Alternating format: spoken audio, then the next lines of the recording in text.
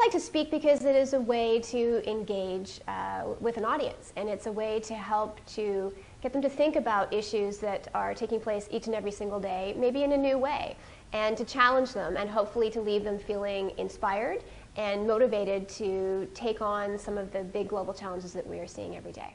I guess my advice for aspiring speakers is just is to really think about what your message is. You know, think about how you're going to tell that story. Think about how you're going to pull people into your experiences and what message you're going to leave them with. It's not enough to just go on stage and talk. It really is about having a relationship with that audience, knowing what they're looking for from you, and knowing what you'd like to share with them, and then making sure that you find that common ground and really leave them excited, motivated, leave them wanting more.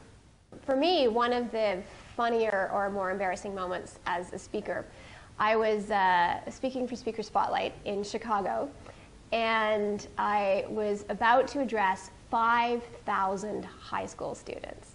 And there I was on stage, and the president of the university was at the podium, and he was introducing me, and he was talking about how the students will learn how to give a presentation, how to articulate their thoughts, how to give a speech.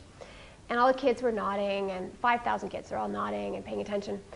And I've got my speaking notes in front of me, and there's this big pitcher of ice water. And so I pick it up, and I try to pour myself a glass of water to go to the podium with. And when I do that, not only does the entire pitcher of water spill everywhere and all the ice, but it falls on top of me. It goes down my shirt. I had ice cubes that landed inside my pants. And it was one of those moments where I felt like I was back in high school, because as soon as that happened and I was on videotape, these kids at the back, all the boys in the back row stood up and they started cheering and applauding. People were going, "Loser!" And then by the time I got on stage, I made a joke out of it because my last name is Nutt, so that provides a huge amount of material. But I also turned around and I said, "You know, kids, I'll show you how to give a speech. The way you give a speech is you have notes that you can't read and you have ice in your pants."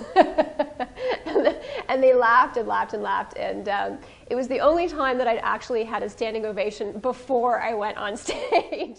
I have so many careers. I'm, as it is, I'm a doctor, I'm a humanitarian, I'm a writer, author.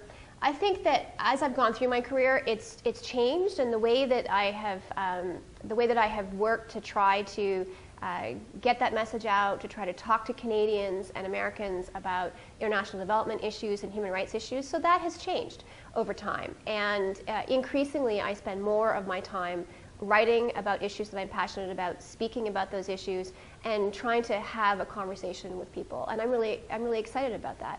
You know, it's interesting. I don't think when I graduated from medical school, now nearly 20 years ago, I could never have imagined that this is what I would be doing. And yet this feels like exactly what I should be doing every day. Oh, I only get one? Yes. Okay. If I'm on a desert island and I can only choose one album, there is no question that it would be Radiohead's OK Computer, still one of the best albums of all time. That's it. That's all I'll say. My best subject in school. I'll tell you what my worst subject was in school. When I was in grade 12, my physics teacher wrote on my report card, and this was before teachers actually had to worry about things like self-esteem. This is how old I am. She wrote, "Samantha is a disruptive force in a sound environment." I think I got 48 or something in physics. But you know what's interesting? When I got to university, I ended up getting over 90 in physics, and I took a photocopy of it and mailed it to her. So all this to say, kids, don't be worried about what you do well in when you're in high school, because it can all change over time. I've got 3 books on the go right now. I'm reading Cheryl Strayed. I'm reading Wild, which is an excellent book. And before that, I read Tiny Beautiful Things, which is another book of hers, which is fantastic. I just finished The Luminaries by Eleanor Canton, I think the last name is. And it is, I don't know, 800 pages.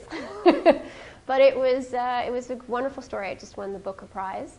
I was a judge for the Hillary Weston Writers Trust Prize this year, so I had to get through a huge number of nonfiction prizes for that. For me, if I don't have a book in my hand, I feel incomplete, and I'm reading nonstop. It's just part of who I am. When I was growing up, my celebrity crush was Pierce Brosnan. And I used to watch Remington Steele, and he was so hot. And I loved him as James Bond. I don't care what anybody else says, he's still my favorite James Bond. And I think that I married my husband because he reminded me of Remington Steele. It's funny because people see him and they say, your husband kind of looks like Pierce Brosnan. He's got the dark hair. And yeah, that's why I married him.